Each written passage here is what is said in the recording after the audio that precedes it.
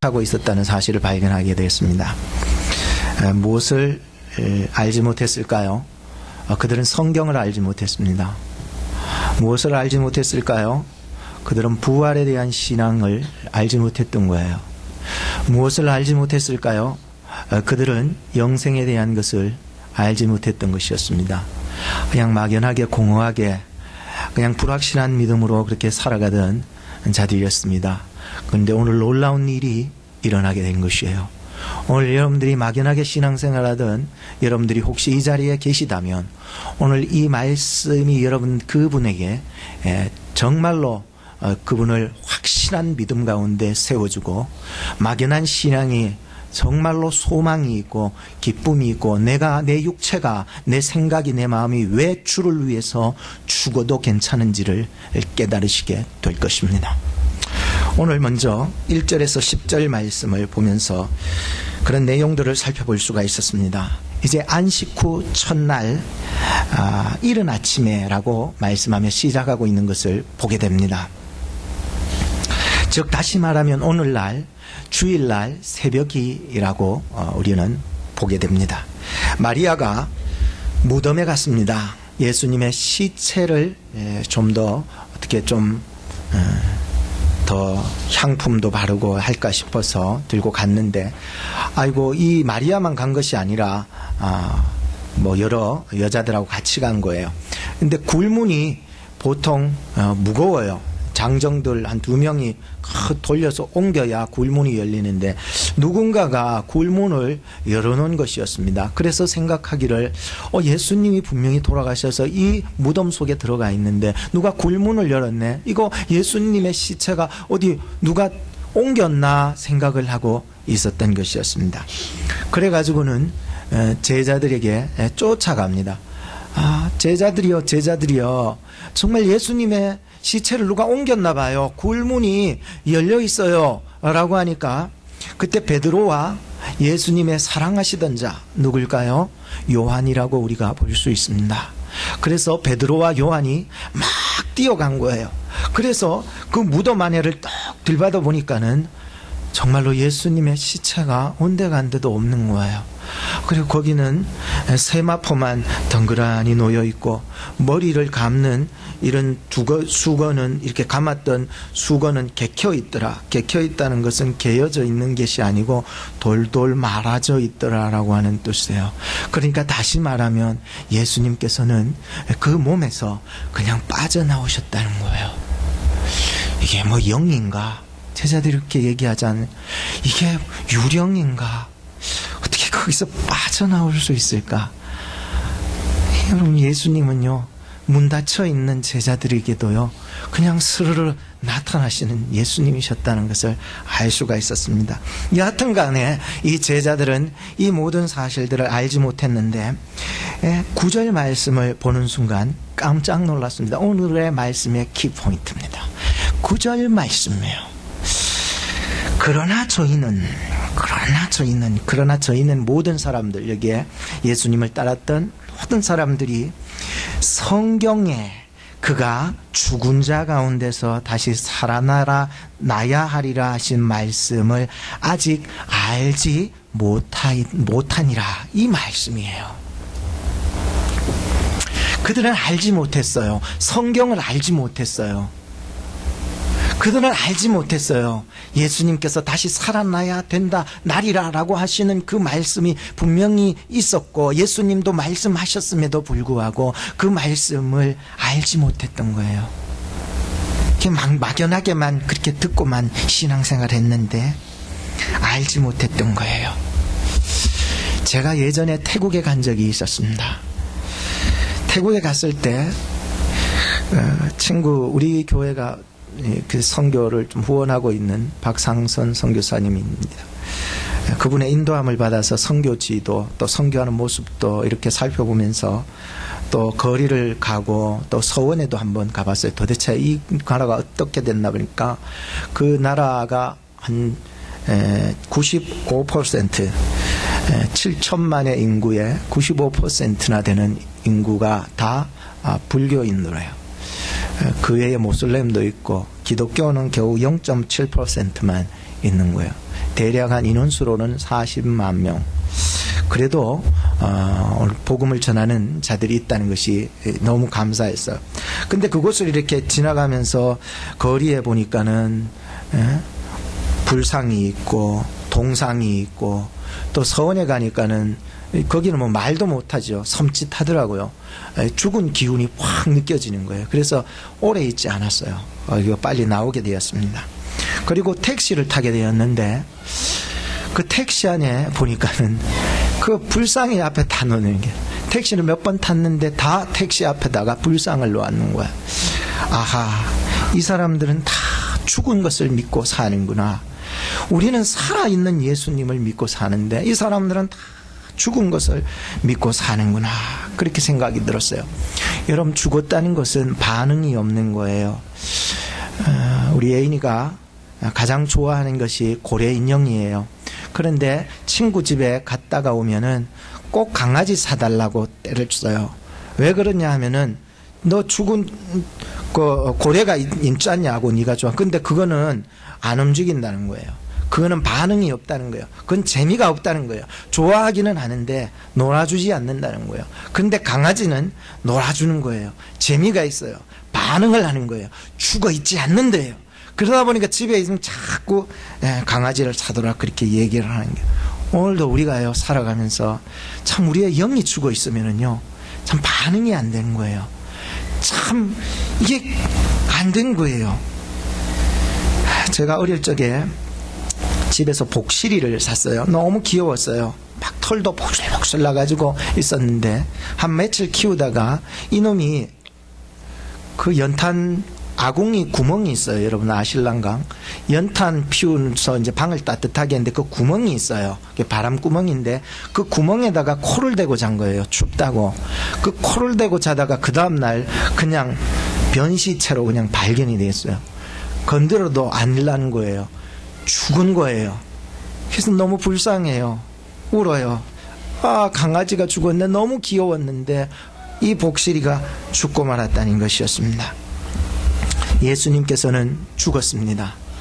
반응이 없었습니다. 그런데 반응이 없는 줄 알았는데 이상한 징조가 일어나기 시작했습니다. 3일 만에 무덤 문이 열려져 있었습니다.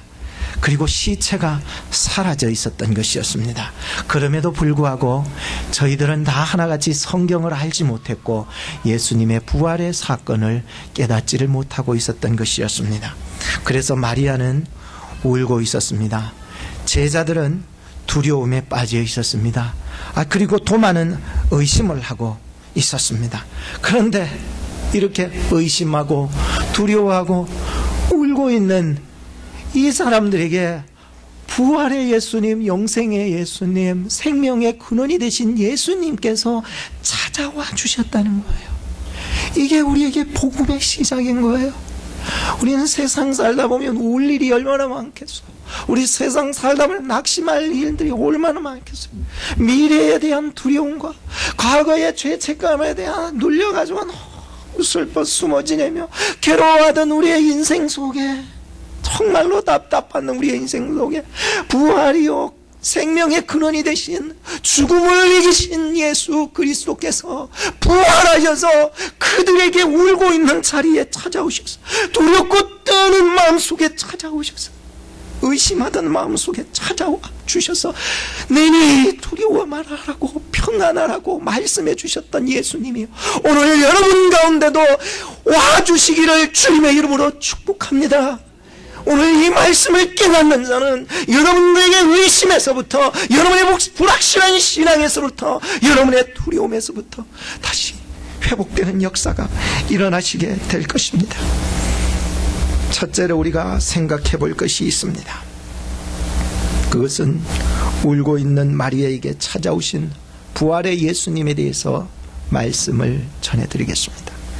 11절부터 18절 말씀인데, 베드로와 요한은 예수님께서 무덤에 아니 계시다는 것, 그것을 알고는 집으로 돌아갑니다. 그리고 막달라 마리아만 그곳에 끝까지 혼자 남아서 울고 있었습니다. 그러다가 무덤 속을 한 들받아 본 거예요. 울면서 무덤 속을 이래 들받아 본 거예요. 그죠? 우리도 살다 보면은 슬픈 일, 괴로운 일 있으면은 그때를 또 회상해 보잖아요. 그러면은 더 슬플 거 아니에요. 그죠? 더 슬퍼서 막 눈물이 나는 거예요. 무덤 안을 들받아 보니까 예수님 시체마저도 없어. 근데 그 안에 보니까 예수님의 시체가 뉘었던 머리 부분에 누군가가 앉아있네요. 천사예요. 그리고 발 부분에 보니까는 발 쪽에도 천사가 있네요. 예수님은 시체 놓고 두 천사가 거기 있어. 이 사람은 생각하기를 그냥 거기에 어떻게 일하는 사람이라고 생각했겠죠. 그리고서 물어본 거예요. 그 천사들이 먼저 물어봅니다. 왜 우느냐라고 하니까 어떤 사람이 나의 주 예수님의 시체를 옮겼나 봐요 라고 얘기를 합니다. 그 말을 하고 뒤를 딱 돌아보는 순간 동산지기가 거기에 한 사람이 서 있었습니다. 동산을 지키는 사람이에요. 동산을 관리하는 사람이었어요. 그래서 이 동산지기가 나타났는데 이 마리아 보고 왜 우느냐, 누구를 찾느냐라고 질문을 했을 때 이런 말을 합니다. 주여, 여기에 주여는 여보세요 이런 말이에요. 나의 주님이요 이게 아니에요. 여 주여는 여보세요 혹은 선생님 이런 거예요. 주여, 당신께서 나의 주님의 그 시체를 옮겨갔습니까? 만약에 옮겨갔다면 어디로 옮겨간지 가르쳐 주세요. 그러면 제가 가져가겠습니다 라고 얘기를 하게 된 것이었습니다. 그런데 그 동산지기가 그 다음 말이 중요했습니다. 딱 한마디였어요. 여기서 뒤집어진 거예요. 마리아야, 예수님께서 동산지기가 예수님이었던 거예요. 마리아야, 그 이름을 불러주신 거예요. 동산지기가 어떻게 이 여자 이름을 알아? 마리아야 라고 불러주시니까 이 여자가 전에 예수님께서 나를 부르시던 그 음성이 확 들어온 거예요. 그러니까는 라보니요 라고 한 거예요. 이거는 정확하게 내가 옛날에 내가 늘 그렇게 예수님이 날 마리아야 하면은 라보니요 했던 그때 나의 주님 이렇게 부르는 거예요. 그러니까는 야 나의 선생님 이렇게. 그러니까 이거는 굉장히 중요한 의미예요. 다시 주님을 보게 되었는데 너무나도 깜짝 놀랐잖아요. 이 주님을 전에 내가 믿던 그 주님을 보게 되었는데 라보니요 한 거예요. 그때 물으셨던 질문과 내가 그때 대답했던 라보니요 나의 선생님이요 라고 하는 그 대답이 맞닥뜨려진 거야. 그런데 놀라운 것은 그 다음이었어요. 예수님께서 이런 말씀하셨어요. 나 만지지 마라.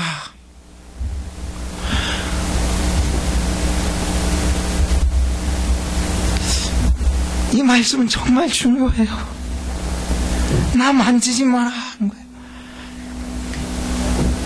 오늘 부활절 새벽 예배를 마치고 이제 여인이가 차를 타고 이제 같이 이렇게 오면서 자기가 나사렛 교회에서 무엇을 주었대요. 아빠 맞춰보래요.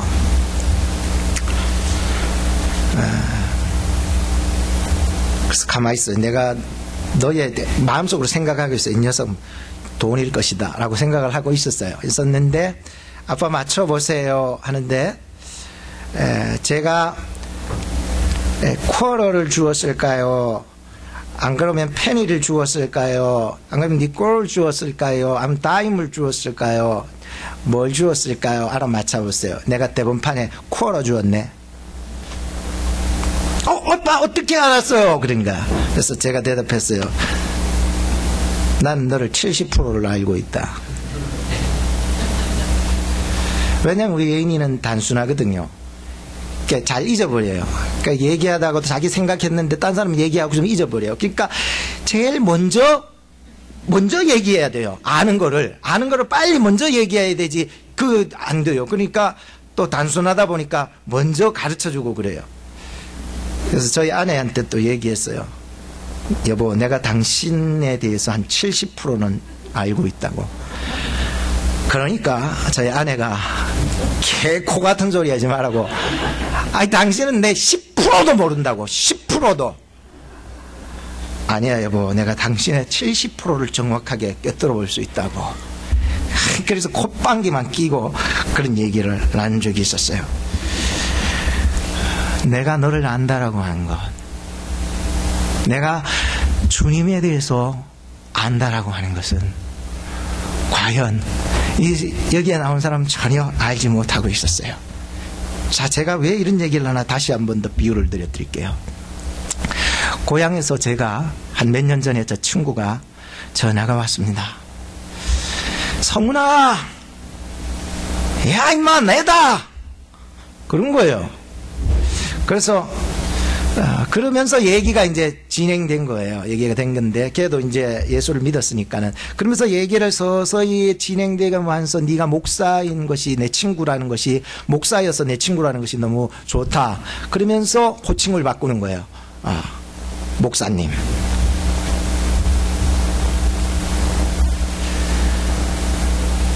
또 하나 예를 드릴게요. 또 한 번은 연락이 왔어요. 제가 미국에 있을 때. 오빠, 저예요! 그러는 거예요. 오빠라니. 내가 뭔 오빠가 있나. 그 고향에 있었던 여동생인 거예요. 그러니까 우리 집 옆에 있던 같이 신앙생활도 하고 그랬었던. 그래도 사모님이 되셨는데, 이렇게 얘기를 하다가 이제는 호칭이 바뀌는 거예요. 목사님. 이전에 내가 너를 안다라고 하는 것과 이제 내가 너를 안다라고 하는 것이요, 굉장한 의미가 있었습니다. 이전에 너무 기뻐서 마치 오빠, 성훈아, 마리아야, 라보니요, 나의 선생님, 내가 전에 믿던 예수님, 내가 전에 알던 예수님, 이해가 되셔요? 내가 전에 그냥 인간적으로 알던 그 예수님 말이에요. 부활의 개념도 모르고 성경을 아는 것도 없고 그냥 예수님이 죽었다가 살아나신 것에 대한 개념이 전혀 없을 때의 그 얘기 말이에요. 라보니요, 나의 선생님이요. 그러니까 예수님께서 나를 만지지 마라. 이전엔 내가 라보니어가 아니라 나는 주님이다. 이해가 되셨어요? 우리가 예수님을 믿어도요, 인간적인 예수님만 날 믿어요. 그러면 맨날 울어요. 그러면 맨날 슬퍼요. 그러면 맨날 낙심이 돼요. 그러면 맨날 괴로워요. 예수님은 하나님이신 줄로 믿으시기 바랍니다. 예수님은 죽음을 꿰뚫어 넘으셔서 우리에게 부활과 영생과 천국을 우리에게 허락해 주시는 하나님이시다는 그 얘기를 지금 이 막달라 마리아에게 나를 만지지 마라 한 거예요. 그런데요, 우리가 신앙생활 하시면서 예수님께서 항상 이런 말씀을 하실 때가 오실 것입니다. 나 만지지 마라. 섭섭한 거예요.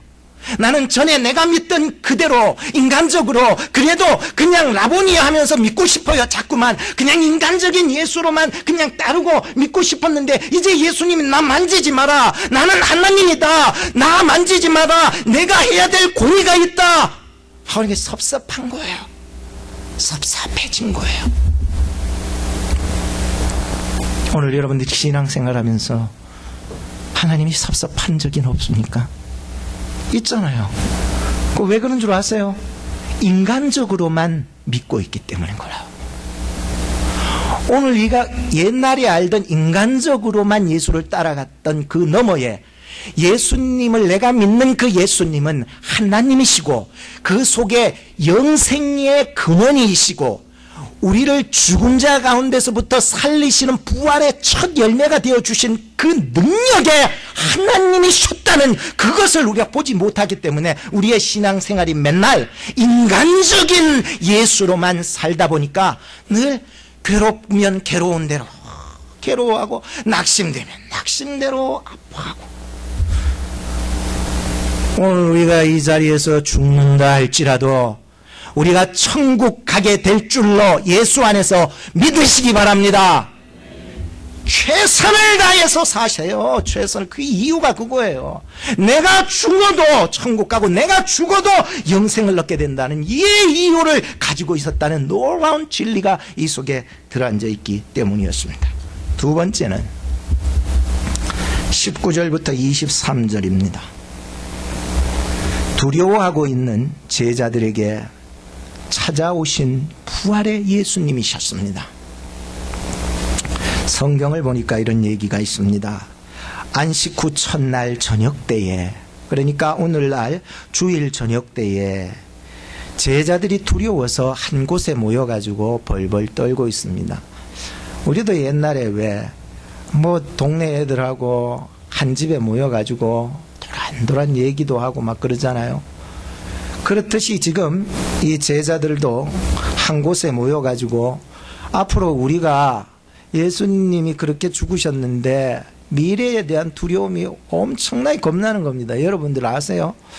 미래에 대한 불확실한 성에 대한 우리의 두려움이요 가장 큰 겁니다. 근데 이 미래에 대한 두려움들이 엄습해서 그 모인 자리가 침체되어 보이는 거예요. 침체. 완전히 어두컴컴한 거예요. 이게 뭐냐면 아직까지 그들이 알고 있었던 예수님에 대해서 영생이 그 속에 없어서 그래요. 오늘 우리 교회에 딱 들어왔을 때에 어떤 분위기가 딱 일어나야 되냐 하면은 정말로 살아있는 거 말이에요. 영원한 생명이 있는 분위기가 딱 떠야 되는데 어떤 집에 신방을 가면은 막 침체되어 있는 분위기 이런 거 있잖아요. 어떤 집에 가면 완전히 뭔가 어둠의 그림자가 턱 몰려져 있는 거예요. 마치 여러분 이 제자들이 어떤 한 집에 모여 있는데 어둠의 그림자가 엄습해가지고 죽을까봐 두려워가지고 벌벌벌벌 떨고 있는 거예요. 바로 그때에 부활하신 예수님께서 그들 가운데에 나타나셨습니다. 그리고 말씀했습니다. 평강이 너희에게 평강이 있을지어다 라고 얘기한 거예요. 그리고는 자신의 창으로 옆구리 찔렸던 거 보여주시고 손 못 박힌 것들 보여주셨어요. 하라고 내라고. 그리고는 성경에 보니까는 제자들이 예수님의 옆구리와 그 손을 보고 매우 기뻐했다는 거예요. 얼마나 기쁘겠어요? 여러분들 별로 안 기쁜가 봐요?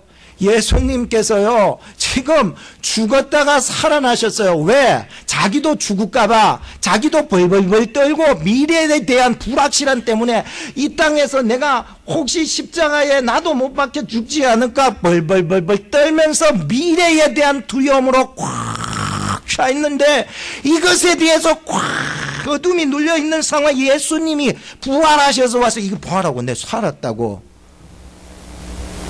오늘 우리도 죽으면 부활이 될 줄로 믿습니다. 언제요? 때가 되면 말이요. 믿음이 있어야 되는 거예요. 그리고 예수님께서 세 가지 진짜 중요한 말씀을 가르쳐 주셨는데 설명하기 좀 어렵지만 잘 한번 들어보세요. 제가 한번 쉽게 해볼게요. 첫째로 예수님께서 그들에게 너의 평강이 있으라 해서 다 보여주시고는 그들이 기뻐했는데 첫째로 예수님께서 그들이 사명을 회복시켜 주셨습니다. 증인이 되라 하신 거예요. 아버지께서 나를 보내신 것처럼 나도 너희를 보내리라. 엄청 중요한 말씀이에요. 왜? 너 나를 따라올 수 있겠느냐? 옛날에 불렀어요. 너 이제 고기 낚는 그런 어부가 아니라 사람 낚는 어부 되게 다 제자로 불러주는데 뭐 사명이고 뭐고 다 잃어버린 게 증인이고 뭐고 다 잃어버린 게 증인이 될 수 없어요. 죽은 예수 믿으면 증인이 될 수 없어요. 그런데 예수님이 다시 살아나셔서 오셔서 너는 나의 부활의 증인이 되려라. 이 땅 가운데 가서 예수 생명을 증거하며 살아라. 너희들이 가는 곳에 너희들이 나와 하나 되어서 가는 곳마다 생명이 전파되고 그 사람이 너희들을 통하여서 도구로 쓰임받아 생명이 나의 생명이 너희들을 통하여 전달되게 해줘라 라고 하면서 너희를 이 땅 가운데서 보내리라 하니 그 사명이 주어졌던 거예요. 여러분들은 뭐하고 계십니까? 침울한 대로요. 우울한 대로 낙심되는 대로 두려워하는 대로 그렇게 살아가시는 것입니까? 여러분들에게 예수 생명이 이미 있는 줄로 믿으시기 바랍니다. 그러면 이것이 전달이 되어야 된다는 거예요. 다른 사람에게 나아가서 내가 예수 안에서 기쁨이, 나의 예수 안에 생명이 있어, 나 지금 죽어도 나에게는 그 천국이 이미 나의 것이 되었다는 그 믿음을 가졌기 때문에 담대하게 예수 생명을 증거할 수 있게 되는 사람이 될 수 있다. 이 촉봉 얼마나 중요하겠어요. 첫 번째로. 두 번째 중요한 게 뭔지 아세요? 숨을 내쉬면서 뭐라고 하시는지 아세요? 숨을 내쉬면서 성령을 받아라. 이 말씀을 짧게 아주 쉽게 얘기해 드릴게요. 숨을 내쉬면서 성령을 받으라 했을 때에 이 성령을 받으라 하는 것은 지금 이렇게 받는 그런 의미가 아니에요. 그것만 얘기하는 거 아니에요. 앞으로 오순절 때 받아지게 될 미래에 완성될 그 약속이 이미 현재의 완료로 얘기를 해버렸다는 거예요. 이해가 되세요? 이거는 성령을 받으라라고 해버리니까 이것이 어떤 사람은 지금 받았는 거냐, 언제 받았는 거냐, 뭐 이렇게 고민하는데, 예수님의 얘기에는요, 여러분 전에 그 하나님 앞에 기도하셨을 때에도요, 미래에 일어날 많은 성도들이 마치 현재의 내 하나님의 백성, 하나님의 구원받은 자처럼 이미 미래지만 그것이 현재에 이루어진 것처럼 그렇게 얘기를 해버리네. 이게 뭔 얘기입니까, 목사님? 믿음으로만 보여졌다는 거예요. 믿음이라고 하는 것은 바라는 것들의 실상이 되는 줄로 믿으시기 바랍니다. 보지 못하는데 증거가 되는 줄로 믿으시기 바랍니다. 그래서 예수 믿는 것은 육신의 눈으로는 전혀 예수 믿을 수 없어요. 이 성령은 앞으로 나올 그 성령을 이미 너에게 받은 줄로 믿어라. 내가 지금 받지는 않았지만 이미 미래에 완료될 것이 지금 그것이 이미 내 것으로도 돼버렸다는 거예요. 놀라운 거예요. 세 번째 중요한 말씀은 너희가 누구 죄든지 사하면 사해질 것이고 누구 죄든지 그대로 두면 그대로 있으리라. 아니, 제자들에게 이렇게 죄사함의 권세를 주실 수 있습니까? 여러분, 죄사할 수 있는 자는 오직 누구입니까? 예수님 뿐이었습니다. 하나님이십니다. 그런데 제자들이 무슨 죄사한다니, 너희가 가서 누구든지 죄든지 사하면 사해지고 그대로 그냥 방치해둬버리면 그 죄는 그 사람에게 그대로 있어버리리라 라고 해버린 거예요. 여기에 대한 우리가 오해가 있어서는 안 되기 때문에 제가 간단히 또 말씀드리겠습니다. 성경 구절 두 개를 여러분들 말씀드리면 누가복음 24장 47절에 이런 말씀이 있습니다. 정확한 해설을 여기에서 해주기 때문입니다. 오늘 우리에게는 죄건세 없어요. 아무리 사도고 목사고 누구라도 죄를 사하는 권세는 없어요. 그러면 어떻게 말씀하셨던 의도였느냐? 그것이 누가복음 24장 47절이 그거를 증거하고 설명해 주기 때문입니다. 그의 이름으로 죄사함을 얻게 하는 회개가 이 부분이에요. 누구의 이름으로 죄사함을 얻는다고요? 예수님의 이름으로 죄사함을 얻게 하는 회개가 예루살렘에서부터 시작해서 모든 족속에게 전파될 것이다. 너희가 이 모든 일의 증인이다. 이 말씀이었어요. 그리고 사도행전 2장 38절에 그 말씀이 성취가 되잖아요. 오순절 지나서 너희가 회개하여, 누가 설교했을까요? 베드로가 설교합니다. 너희가 회개하여 각각 예수 그리스도의 이름으로 세례를 받고 죄사함을 얻으라. 이거예요. 그리하면 성령을 선물로 받으리니 이 약속이 너희와 너희 자녀와 모든 먼 데 있는 사람 곧 하나님이 얼마든지 부르시는 자들에게 하신 것이라. 엄청난 말씀이었어요. 자, 다시 돌아와서 이 죄권세는 오직 예수 그리스도의 이름 안에서 이루어지는 일이었다는 것이었습니다. 그래서 이 세 가지의 사명이 그들을 통하여서 예수의 증인으로 살아가기를 원하셔서 예수님께서 세 가지를 얘기를 해 주시게 된 것이었습니다. 저는 예수 그리스도께서 2000년 전에, 몇 년 전에 돌아가셨는데 어떻게 오늘 우리들에게 죄사함과 그 영생의 천국이 되어줄 수 있을까? 이런 비유를 한번 해볼 수 있습니다. 이스라엘의 고대 유적지를 발굴하는 사람들이 2000년 된 대추 야자씨를 발견했어요. 2000년 된. 그래서 그 대추 야자 3개를 땅에다가 심었더니 그 중에서 전에도 말씀드렸죠. 몇 개는 죽고 몇 개는 살았어요. 2개는 죽고 1개는 살았어요. 생명이 있으면은 때가 되면은 삽니다. 땅에 심어서 물하고 만나면은 썩어져서 살게 되는 거예요. 불란서에 가면은 2000년 된 꽃씨가 발견이 되었는데 무덤에서 발견했대요. 땅에 심고 물을 줬더니 살아났다고 합니다. 애굽에서 3000년 된 완두콩이 발견이 되었는데 이걸 땅에다가 심고 물을 줬더니 이것이 살아났다는 것입니다. 사랑하는 여러분, 정말로 우리가 2000년 전에 예수 그리스도께서 우리를 위해서 십자가에 못 박혀 죽으셔서 그리고 우리를 위해서 그 속에서 부활하신 그 생명의 능력이 오늘날 우리에게도 믿기만 한다면, 그 생명의 예수님을 믿기만 한다면은 마지막 때가 된다 할지라도, 아니 내일 당장 내가 죽는다 할지라도 하나님 안에서 이미 영원한 생명이 우리의 것이다라고 하는 사실을 여러분 받아들이셔야 되는 것입니다. 마지막 3번째는 의심하던 도마에게 찾아오신 부활의 주님이셨습니다. 24절부터 29절 말씀인데요. 예수님을 목격했던 그 제자들이 이제 그 자리에 도마가 없었나 봐요. 그래서 도마라고 하는 제자가 없어서 막 쫓아가서 도마에게 얘기를 해준 거예요. 도마야, 도마야, 우리가 예수님께서 살아나신 것을 보게 되었다는 거예요. 그때 도마가 이런 말을 합니다. 아유, 내 눈으로 봐야 믿겠다, 그 손을. 그리고 내 손가락을 가지고서 예수님의 손가락에 한번 집어넣어 봐야 알겠다. 내 손을 가지고 예수님의 옆구리를 한번 집어넣어 봐야 알겠다라고 이렇게 얘기를 하게 됩니다. 그 후 8일이 지났습니다. 제자들이 이번엔 도마도 같이 있는 상황에서 함께 모여 있었습니다. 그때였습니다. 예수님께서 나타나셔서 말씀하셨습니다. 너희에게 평강이 있을지어다. 도마에게 말씀해 주셨습니다. 도마야, 너는 만져봐야 믿느냐? 믿음 없는 자 되지 말고 믿는 자가 되라. 나를 보지 못하고 믿는 자는 복된 자들이 되니라 라고 말씀해 주셨던 것입니다.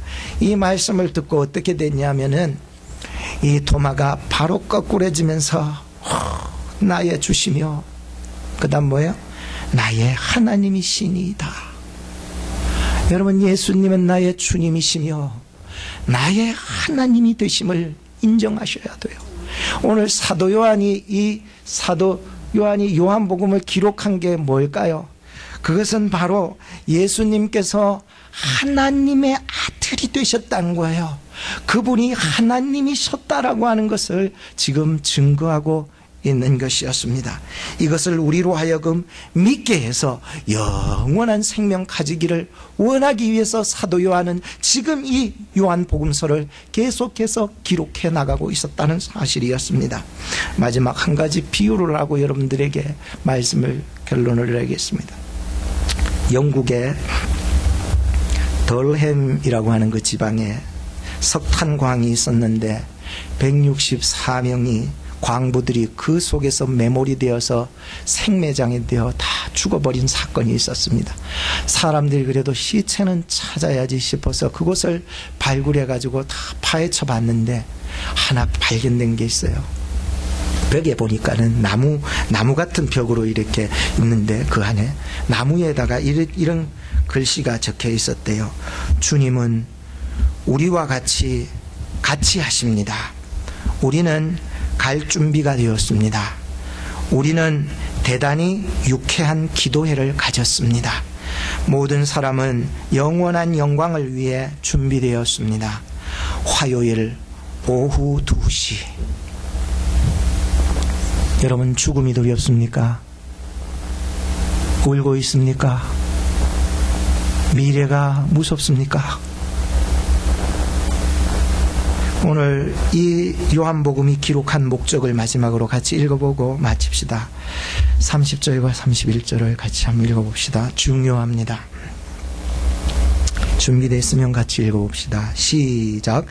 예수께서 제자들 앞에서 이 책에 기록되지 아니한 다른 표적도 많이 행하셨으나 오직 이것을 기록함은 너희로 예수께서 하나님의 아들 그리스도이심을 믿게 하려 함이요 또 너희로 믿고 그 이름을 힘입어 생명을 얻게 하려 함이니라. 아멘. 우리 예수님은 하나님의 아들이요 그리스도 되시오 하나님이심을 믿으시기를 주의 이름으로 축복합니다. 우리 시간 함께 기도했으면 좋겠습니다. 말씀을 생각하며 기도합시다. 주님, 눈물과 두려움과 의심에 거하던 나의 자리에서 떠나가게 하시고 영원한 부활 영생을 주신 예수님 의지하고 담대하게 살아갈 수 있게 해달라고 여러분 기도하시기 바랍니다. 예수님은 우리에게 증인되라고 사명을 회복시켜 주시고 또 이 일을 감당하기 위해서 성령을 받으라고 성령을 주셨습니다. 우리가 나아가서 예수 그리스도의 이름으로 복음을 끝까지 전하면서 살아갈 수 있는 사람이 되기를 기도하시기를 바랍니다. 기도하겠습니다. 하나님 아버지 감사합니다. 이 무익한 종이 아버지 하나님 목숨이 다하는 그 순간까지 주의 복음을 증거하며 살게 하옵소서.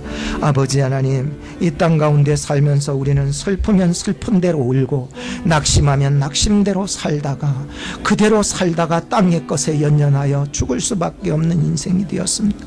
그러나 아버지 하나님, 이런 우리의 자리에서 부활하신 예수님께서 찾아와 주셨습니다. 우리에게는 아버지 하나님 영원한 생명 예수 그리스도, 영원한 그 소망을 가지게 되었습니다. 부활의 주님을 만나게 되었습니다. 우리는 아버지 하나님이여 과거로 돌아가서 아버지 하나님이여 슬퍼하며 낙심하는 것에 머무르지 않게 하시고 이제 아버지 하나님이 영원한 천국과 영원한 영생과 소망을 누리며 살아갈 수 있는 저희들 되게 하여 주시옵소서. 아버지 하나님 역사해 주시옵소서. 눈물의 자리에서 두려움의 자리에서 의심의 자리를 박차고 예수 그리스도를 믿게 하여 주시옵소서. 예수 그리스도는 하나님의 아들이요 예수 그리스도는 우리를 위한 하나님이셨습니다. 예수님은 우리의 구세주요 그리스도요 메시아였음을 고백합니다. 주는 나의 주시며 주는 나의 하나님이심을 고백하게 하여 주시옵소서. 담대하게 살게 해주세요. 예수님의 증인으로 살게 해주세요. 성령의 사람으로 살게 해주세요. 오 주여 도와주옵소서. 아버지 하나님 역사하여 주옵소서. 주의 나라 증거하며 아버지 하나님 예수의 이름으로 아버지 하나님이여 담대히 나가서 복음을 전할 수 있는 저희들 되게 하여 주옵소서. 예수님의 이름으로 기도하옵나이다. 아멘.